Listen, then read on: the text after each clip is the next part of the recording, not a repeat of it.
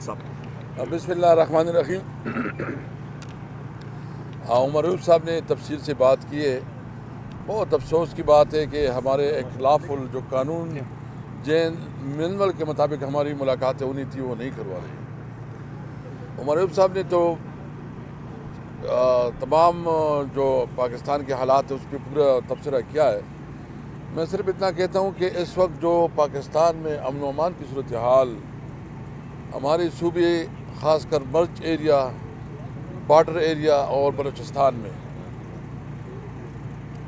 آپ دیکھ رہے ہیں کہ روز آپ کو ملیں گے کہ ہمارے افواج کے جوان شہید ہو رہے ہیں، پولیس کے نوجوان شہید ہو رہے ہیں اور سویلین کی جو ہے نا شہادتیں ہو رہی ہیں۔ بلوچستان میں بھی یہ صورتحال ہے۔ سب سے پہلے تو میں مطالبہ کرتا ہوں، ہم as a P T I مطالبہ کرتے ہیں کہ بلوچستان اور خیبر پختونخوا اور جو خاص کر فاٹا ایریا میں جو مرج ایریا اس میں اس وقت جو صورتحال ہے، اس معاملے میں پارلیمنٹ کو اعتماد میں لیا جائے۔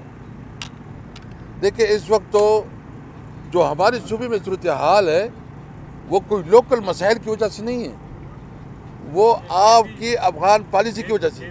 جو حالات ہے اس پر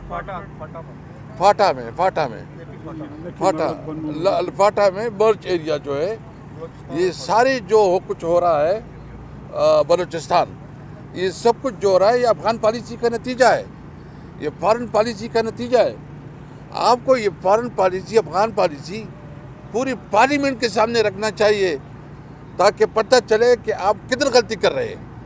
یعنی ہمارا صوبہ ہے، بلوچستان ہے، ہمارا تو مین اکانومی چلتی ہے افغانستان اور ایران کے ساتھ کاروبار پہ۔ بلوچستان کا ایران کے ساتھ بھی زیادہ ہے اور افغانستان کے ساتھ بھی ہے، جبکہ ہمارا افغانستان کے ساتھ ہے۔ تو اس لیے ضرورت اس بات کی ہے کہ اس پالیسی کو دیکھا جائے کہ اس کے فائدہ ہو رہا ہے کہ نقصان ہو رہا ہے۔ جب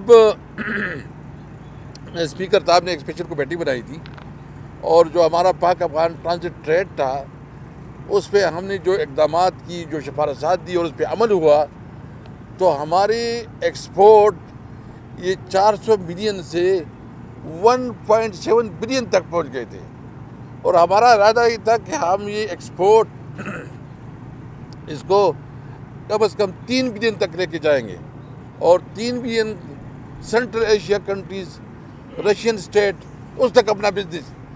اگر آپ وہاں ہمارا کاروبار بند ہو جاتا ہے تو ہمارے پاس آپشن کیا ہے؟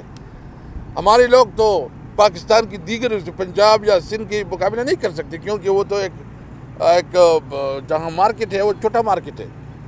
آپ بڑے مارکیٹ سے دور، ہمارے پاس ویسے یہ راستہ ہے۔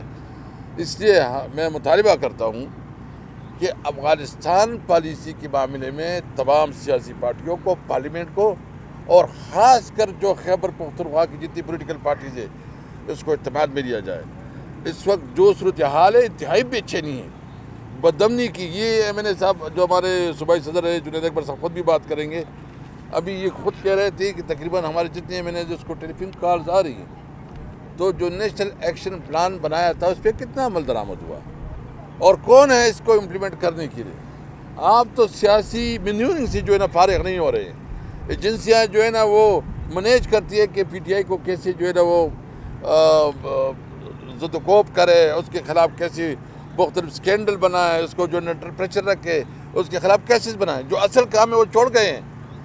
اور سب سے انٹرسٹنگ بات یہ ہے کہ اس وقت جو پورے یہ صرف خیبر پختونخوا کے نہیں، آپ سندھ میں دیکھ کے کچے کے ڈاکوے ہیں، آپ پنجاب میں دیکھ کے کچے کے ڈاکوے ہیں۔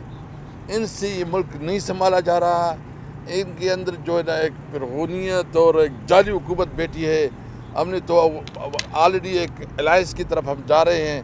اب چارٹر آف ڈیموکریسی ایک نئی شکل میں ایک چارٹر ہم بنا رہے ہیں، اور ہماری کوشش ہوگی کہ قومی ایجنڈے پہ ہم تمام اپوزیشن پارٹیوں کو اکٹھا کریں، کیونکہ اس وقت واحد حال یہ ہے کہ ملک میں ایک الیکشن ہو، ری الیکشن ہو، اور ٹرانسپیرنٹ فیئر الیکشن ہو جس پہ تمام اسٹیک ہولڈر جو ہے نا اس کو اعتماد ہو۔ میں جنید اکبر خان جو ہے نا باقی بات کریں گے جو ہمارا صوبائی صدر ہے، لیکن میں صرف اتنا کہتا ہوں کہ ایک بات